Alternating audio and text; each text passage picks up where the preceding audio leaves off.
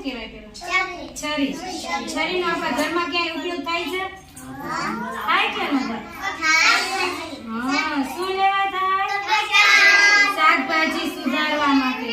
પછી ટમેટું, ડુંગળી, બેસી જા બરાબર. પછી બીજું શું લેવા? ફળો કાપીએ, ફળો કાપી ખાય ને? કાપીએ ને? સફરજન કાપીને ખાઈએ ને? તો સફરજન કાપવા માટે શેનો ઉપયોગ થાય? ફળ, શાકભાજી આ બધું કાપવા માટે શેનો ઉપયોગ થાય? પછી આ શું છે? શું કહેવાય આને? કાતરનો ઉપયોગ શેના માટે થાય? વાળ કાપવા માટે. કોણ વાળ કાપે છે? વિશ્વાબેન. તારા પપ્પા. હા, એટલે વિશ્વાબેને કીધું જો એના પપ્પા વાળનો ધંધો કરે ને એટલે કીધું કે વાળ કાપવા માટે શેનો ઉપયોગ થાય છે?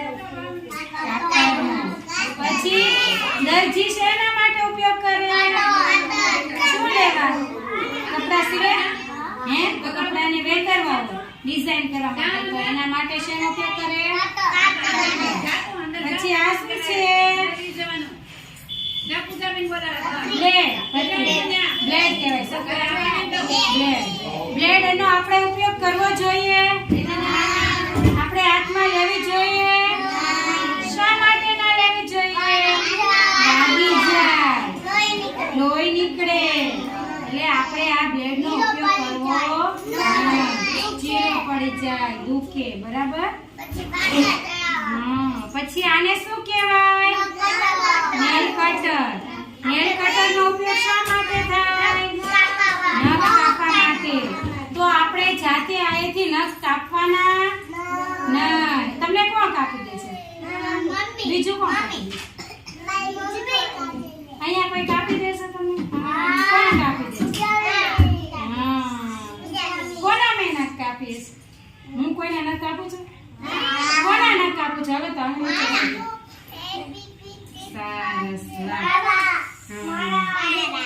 અહીંયા બધાને નખ કાપે છે ને? તો જાતે આ નખ કટરનો ઉપયોગ કરવાનો નહીતર આપણા અહીંયા હોય ને ચામડી, હે, ઈ ચામડી કટ થઈ જાય. એટલે જાતે કોઈએ નખ કાપવાના બરાબર?